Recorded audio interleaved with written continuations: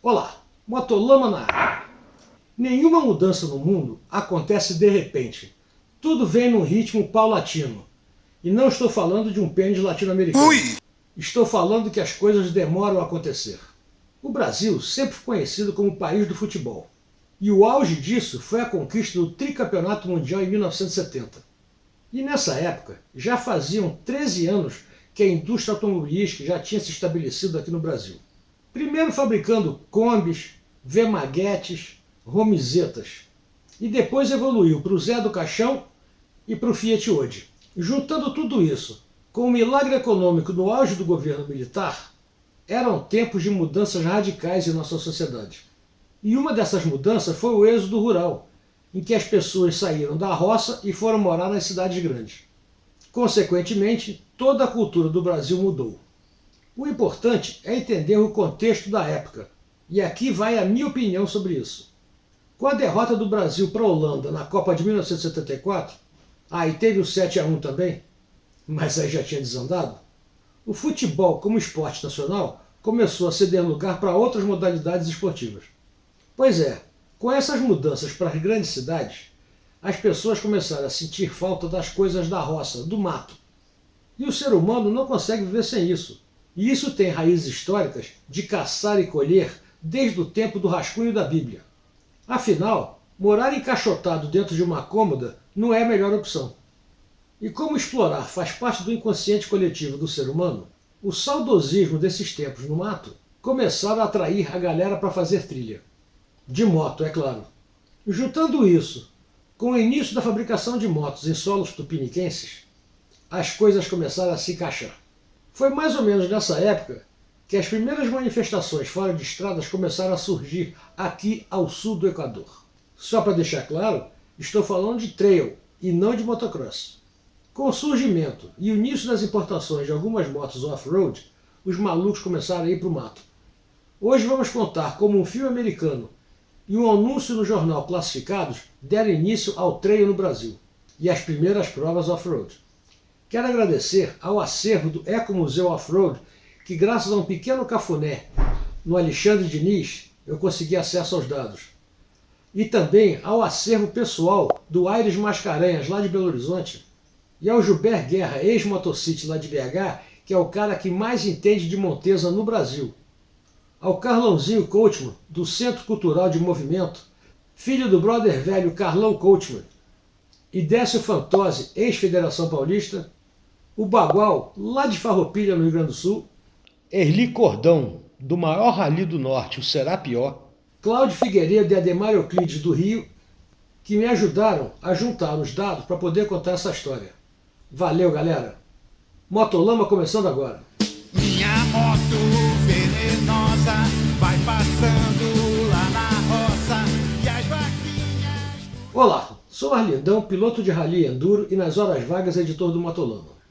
Muita gente começou no motociclismo fazendo fora de estrada. Eu, inclusive. E para saber como foi que isso aconteceu, verifique se está inscrito no canal, dê aquele cordial like e compartilhe em todas as suas redes sociais, WhatsApp, Telegram, Orkut, todas. Valeu! Nos anos 70, quando ainda nem existia o fora de estrada, ou melhor, fora de estrada existia, mas não era um esporte como hoje, e juntando com o êxodo rural, na metade final do século passado, isso confinou o homem aos seus apartamentos e aos shoppings da vida. E a necessidade de buscar suas raízes pré-históricas, andando no mato e vivendo aventuras, falou mais alto nesse mundo urbanoide. O Homo sapiens surgiu há 300 mil anos atrás. Portanto, sua vida como caçador-explorador durou muito mais tempo do que o homem moderno, que tem apenas 15 mil anos. Andar no mato, explorar e fazer merda está muito mais imbuído no nosso DNA do que a vida na cidade. Afinal, ele dependia dessas atividades para comer. Lembro, não existia McDonald's na época. A vida confinada em apartamentos das grandes cidades precisava de uma válvula de escape. Nos antigamente, o pessoal ia caçar na África, atravessar o oceano, explorar a Antártida, mas essas atividades eram muito arriscadas. Corria-se o sério risco de não voltar inteiro. Com o surgimento das motos fora de estrada, na época ainda não eram conhecidas como aventureira, surgiu uma brecha do tédio de viver nas cidades grandes. Fazer trilha e se aventurar por aí de moto nos traz de volta aquela sensação adormecida de explorar e vencer obstáculos. E não estou falando de obstáculo de boletos vencidos e fila no shopping. Mas isso só começou a crescer realmente a partir do momento que os grandes fabricantes japoneses começaram a fazer motos especificamente para o fora de estrada. Aí o assunto ficou sério. E aqui no Brasil? Foi entre 1974 e 1975 que começaram a pipocar em vários lugares do Brasil os pilotos de fora de estrada. As primeiras motos off-roads importadas, como a Montesa Cota, a Honda XL 250 Motorsport, as Yamahas DT 125 e 250, as Motovi 175, que era uma Harley feita na Itália, inclusive eu já falei sobre elas aqui, e as Suzukis TS 125 e 185, além, é claro, das nacionais TT 125 e FBM 125 Rally. É claro que não era o suprassumo das motocicletas, mas era o que tínhamos. Nessa época surgiu o filme Duas Ovelhas Negras, que era a história de dois policiais atrapalhados lá de São Francisco. O filme tem várias perseguições, mas a que vale a pena chamar a atenção é a cena que o cara persegue uma van com uma Montesa Cota 247. Olha só.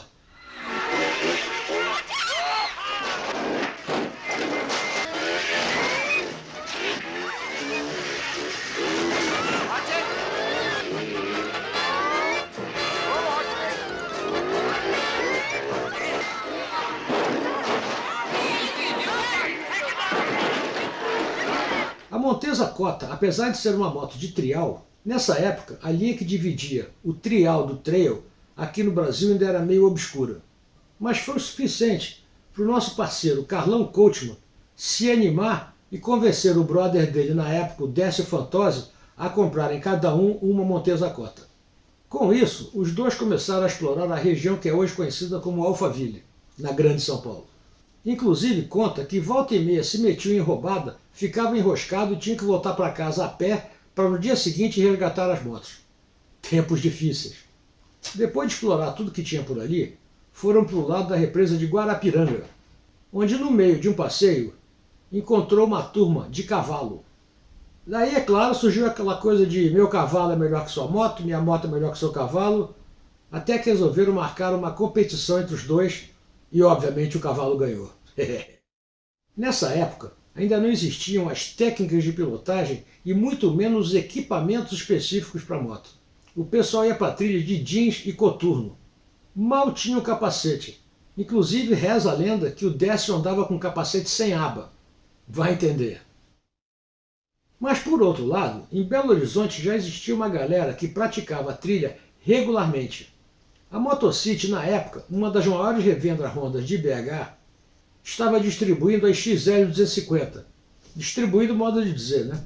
E o Gilbert, que era o pajé da loja, veja bem, não o cacique, o pajé, começou um curso de pilotagem off-road ensinando as técnicas básicas de fazer trilha. Foi nessa mesma época que o TCMG, Trail Clube de Minas Gerais, foi fundado. E em novembro de 1975 resolveram organizar a primeira prova. O clube inicialmente tinha 15 sócios fundadores.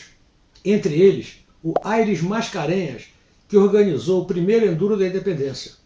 Junto com o Theo Mascarenhas, outro velho da época. Na época não era velho, velho é hoje. Velho no velhaco, né? Na época era novinho. Então, tendo as motos, os pilotos e o clube, só faltava organizar a primeira prova. O termo Enduro ainda não era usado.